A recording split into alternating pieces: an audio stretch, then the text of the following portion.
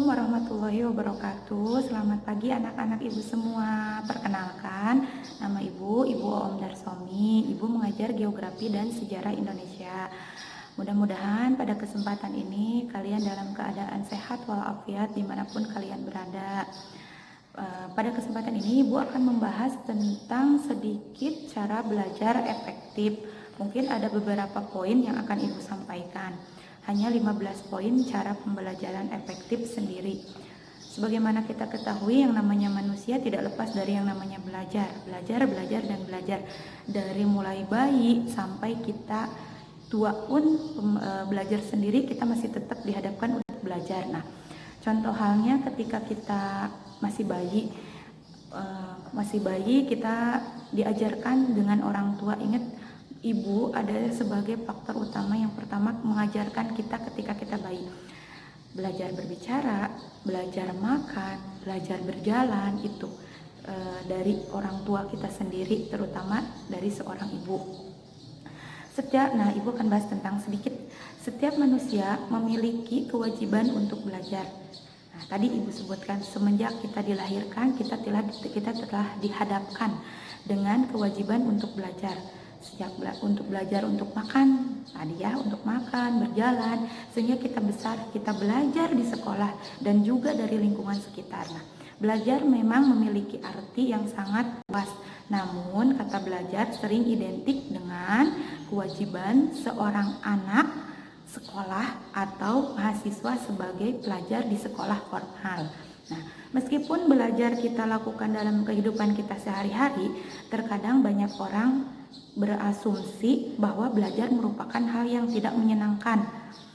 Karena anggapan inilah yang membuat belajar tidak menyenangkan, karena udah di dalam pikiran kita sendiri, belajar tidak menyenangkan.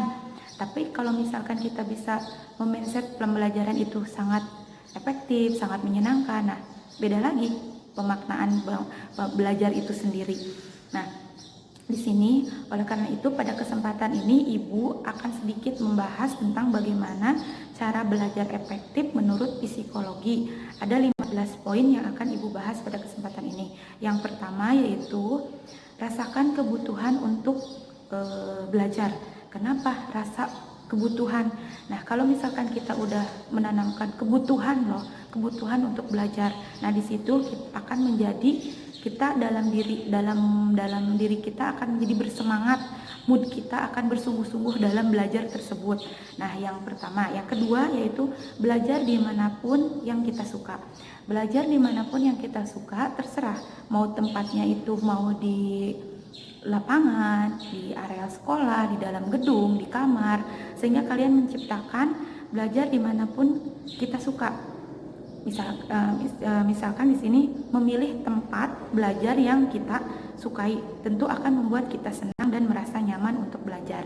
Misalkan, Bu, saya senang belajar di perpustakaan. Silahkan kalian belajar di perpustakaan. Terus saya senang belajar di ruangan terbuka. Nah, di situ. Nah, jadi kalian gali, kalian senangnya belajar di mana? Nah, itu nomor 2. Nomor 3, cicil pelajaran sedikit demi sedikit. Kenapa? Ketika kalian memiliki tugas, memiliki beban. Nah, ketika kalian mencicil, misalkan saya ambil satu contoh, ketika kalian memiliki PR lebih dari 2 atau lebih dari 3. Nah, di situ jangan sekaligus pada hari itu, tetapi kalian cicil satu persatu. Saya akan mengerjakan matematika dulu, kemudian besok saya akan mengerjakan bahasa Inggris misalkan. Nah, akan kerasa sekali pada diri kita bahwa pembelajaran itu sangat menyenangkan karena kita tidak melaksanakan langsung secara sekaligus. Nah, kemudian yang keempat, berbagi waktu belajar. Nah, ada baiknya Anda membuat jadwal belajar atau pembelajaran dalam diri kalian. Misalkan target untuk menentukan kapan dan harus bisa menguasai pelajaran tersebut. Misalkan target saya harus bisa mengerjakan sampai halaman sekian. Misalkan tugas dari sekolah. Kalian harus bisa menghafal tentang 20 materi ini, misalkan ini contoh ya, baru misalkan.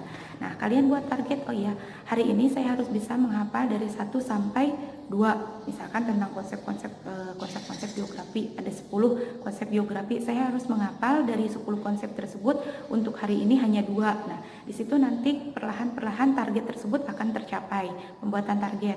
Kemudian nomor 5, berdiskusi. Ketika kalian berdiskusi dengan seseorang, ada seseorang tersebut yang senang berdiskusi, ada yang dia tidak suka berdiskusi. Nah, kalian senangnya di mana? Misalkan kalau kita sering berdiskusi, kita akan memiliki gaya belajar tersendiri, dan ada orang yang menyukai belajar sendiri. Nah, di sini ketika kita berdiskusi, kita akan memiliki mengetahui mungkin masukan-masukan dari orang lain, bagaimana sih cara menyikapi pembelajaran seperti ini, materi seperti ini. Nah, di situ itu contohnya berdiskusi. Kemudian yang nomor 6, cari cara yang membantu konsentrasi. Di sini cari cara untuk membantu konsentrasi. Kalian memiliki sifat seseorang atau sifat individu memiliki konsentrasi yang berbeda-beda. Misalkan ada seseorang yang dengan mendengarkan musik, dia lebih mengena, dia lebih masuk untuk menerima materi tersebut. Silakan kalian memiliki cara gaya masing-masing untuk belajar itu tersendiri. Kemudian nomor 7 yaitu pahami, jangan hanya menghafalkan saja. Di sini kalau misalkan menghafalkan kan hanya membaca. Nah, di sini kalian penting memahami, karena sistem belajar mengajar saat ini lebih sering memfokuskan pada hafalan saja, bukan pada memahami siswa.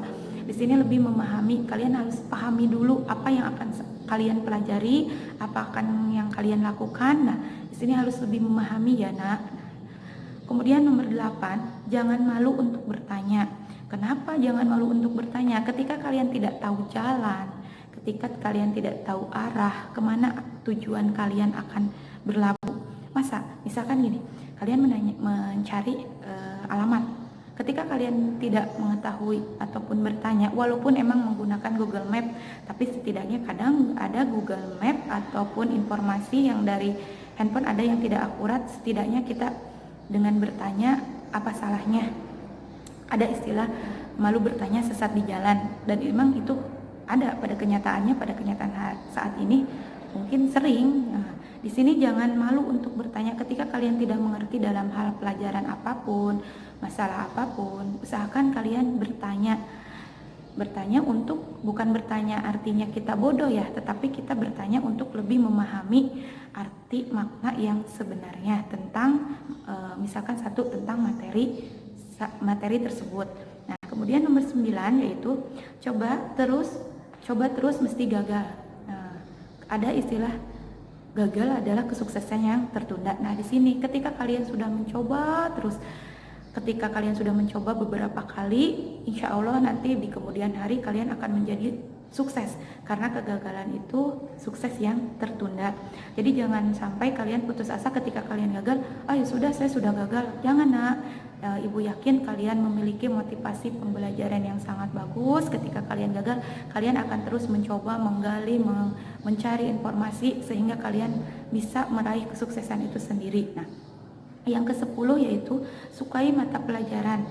Nah, ini sangat penting sekali ketika kalian sudah berada di sekolah, ditahapkan dalam pembelajaran, mau itu pelajaran apapun, Ibu minta kalian sukai pelajarannya dengan segenap hati.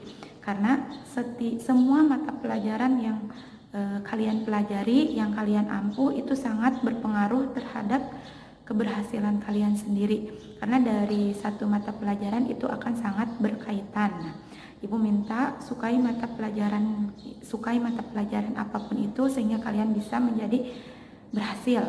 Karena ketika kita menyukai sesuatu, menyukai apapun barang itu, maka kalian akan menggali informasi tentang pembelajaran itu sendiri, tentang materi itu sendiri. Nah, itu nomor 10. Kita masuk ke nomor 11. Yang nomor ke-11 yaitu memanfaatkan fasilitas yang tersedia. Nah, di zaman sekarang fasilitas belajar sangat banyak. Tidak hanya dari buku mata pelajaran, tidak hanya dari perpustakaan, tetapi kini bisa belajar lewat internet, video, hingga televisi yang menyediakan tayangan edukatif.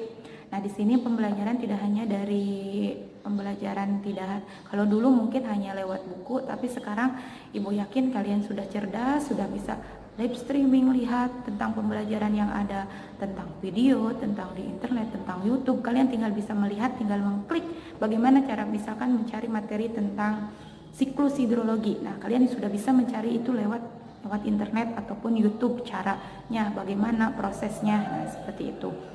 Kemudian nomor 12 yaitu membuat review atau materi. Cobalah kalian untuk menentukan materi yang sedang dipelajari, misalnya dengan membuat peta konsep atau overview dari semua materi yang sedang dipelajari. Kalau misalkan ibu sih lebih enak membuat peta konsep. Nah, dalam membuat peta konsep kita mengetahui sub pokok materi apa yang akan kita bahas, yang akan kita pelajari dari peta konsep sendiri. Kemudian kalian dengan menggunakan peta konsep ini, kalian bisa menggunakan pohon sebagai media, kemudian ataupun benda-benda ataupun hal-hal yang menarik menurut kalian sendiri. Kemudian yang nomor 13 yaitu membuat kesimpulan. Cobalah untuk menarik kesimpulan dari materi yang sedang dipelajari. Hal ini akan menunjukkan apa saja output dari kegiatan belajar kita, dan kita bisa membaca kesimpulan ini berulang kali untuk membuat ilmu semakin bertambah di otak kita. Misalkan kita membuat kesimpulan, kemarin saya sudah belajar tentang geografi, pembahasannya tentang apa ya. Nah, membuat kesimpulan apa saja sih yang saya belum pahami dan apa saja yang belum saya kuasai. Nah, di situ. Kemudian coba latihan soal. Nah, dengan membuat latihan soal pembelajaran, kita akan mengetahui kemampuan kita sampai mana materi yang sudah disampaikan oleh guru kalian. Latihan soalnya misalkan cukup aja 5 soal. Nah, dari situ, dari 5 soal tersebut ada berapa yang betul. Kemudian nomor 15, berdoa tentunya ya, jangan lupa berdoa. Belajar merupakan salah satu usaha untuk kita menjadi seorang yang pintar dan berguna. Namun tidak akan ada usaha yang sempurna tanpa diiringi dari doa. Doa dari orang tua, doa dari saudara-saudara kita, terutama doa dari orang tua. Ketika kalian mau berangkat sekolah, pasti kalian meminta doa dari orang tua. Pak, Ma, doain ya, semoga lancar pembelajaran hari ini. Nah, itulah yang terakhir. Jangan lupa berdoa untuk berdoa di sini, berdoa dalam hal pembelajaran, berdoa dalam hal keselamatan ataupun yang lainnya. Cukup sekian dari Ibu materi tentang pembelajaran efektif. Mudah-mudahan bermanfaat buat kalian. Ibu mohon maaf apabila ada kata-kata yang kurang berkenan di hati kalian. Sekian dari Ibu. Assalamualaikum warahmatullahi wabarakatuh.